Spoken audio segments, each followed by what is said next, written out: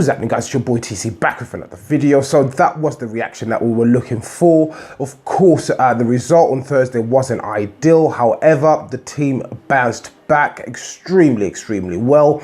Wasn't the prettiest of performances. It wasn't the prettiest of wins, but the most important thing is that the win was obtained against Man United. So of course, against the top 6 this season, we've got 3 wins.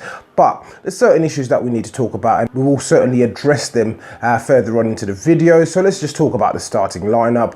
In goal with Bernd Leno. So Unai Emery opted for the back 3 in the form of Sokratis, Koscielny, as well as Monreal. At right wing back with Ainsley Maitland-Niles. At left wing back with Kolasinac, who had a brilliant game in my opinion, driving forward.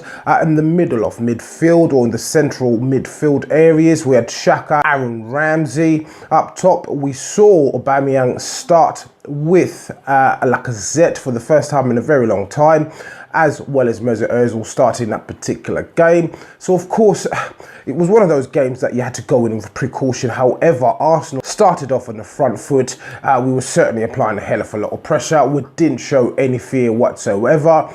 We basically were controlling the game within the first 5-10 minutes or so, and our first goal came courtesy of Granit Xhaka, long range drive within 12 minutes of the first half. And to be fair to Granit Xhaka, it was an absolute belter. It was a brilliant strike, set well for him. He hit it and it swerved, and basically it was a mistake from David de Gea. Let's not take anything away from Granit Xhaka. Brilliant strike from him. De Gea was sort of wrong-footed, if you want to call it that, and before you knew it, the ball was in the back of the net, and their team didn't react until later on in the first half, when Ole Gunnar Solskjaer changed the formation slightly, pushed Dalot further up the pitch, and they were sort of starting to apply a little bit of pressure. Within the first half as well, Lukaku had 2 brilliant chances, both saved by Bernd Leno, and Bernd Leno had a fantastic game again in my opinion. He has been absolutely brilliant in the last few weeks, and we are picking up form within the league at the right time, I do believe. So if you look back a few weeks ago, we were 10 or so points behind Tottenham. Now we're sitting a point behind them, which is absolutely fantastic. They've won, I think, 2 or 1 in the last 5 in the Premier League, and their form is severely dipped, which is absolutely amazing. Even though they've got their talisman back in the form of Harry Kane, they're not winning games, which is good news for us. So the battle for the top 4 is severely increased. Chelsea drew as well today.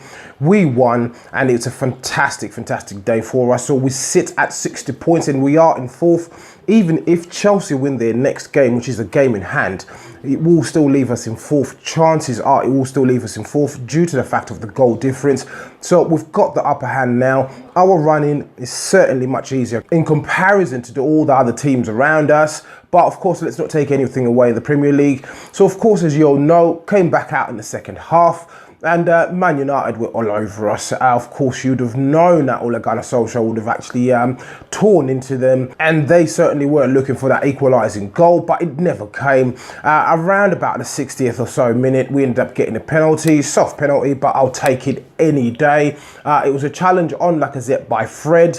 Lacazette tumbled in the box. Guess who stepped up to take it? He didn't shy away from taking the responsibility from taking the penalty. Of course, we know that he missed the previous penalty that he took at Tottenham, but Aubameyang stepped up, and before you know it, we were 2-0 up. The team, as I said, it wasn't a pretty win, but we battled, we scrapped. At times, the defensive work was slightly a little bit scrappy, but we ended up being resolute. We stood firm, and we actually got the result. One performance that slightly may have gone under the radar, in my opinion, would have been Ainsley Maitland-Niles. He did a fantastic job as the right wing back. Made a couple of 2 crucial tackles. One of them being when he actually got injured. He came off slightly for a little bit, but he did have a fantastic game, in my opinion. Defensive work was slightly better than I've seen recently. However, he did have a good performance. The goalkeeper was outstanding, in my opinion. We could have conceded 2 or 3 goals if it weren't for the keeper. So the keeper is definitely improving, or has improved in recent weeks, but great result for Unai Emery, the team and the fans, as well as the fact that the atmosphere was absolutely fantastic, in my opinion, today. In the stadium, the fans were roaring from minute 1. So great result.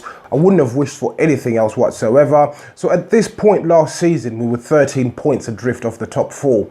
This time around, we are certainly within that battle. Things have changed. We are seeing an improvement under Unai Emery, as well as the fact that we got a clean sheet. The clean sheet was absolutely magnificent. Arsenal are the second team with the least clean sheets after Fulham in the league. That just shows you how poor we have been in defending, as well as the fact that this is our 9th home game victory. So great result overall.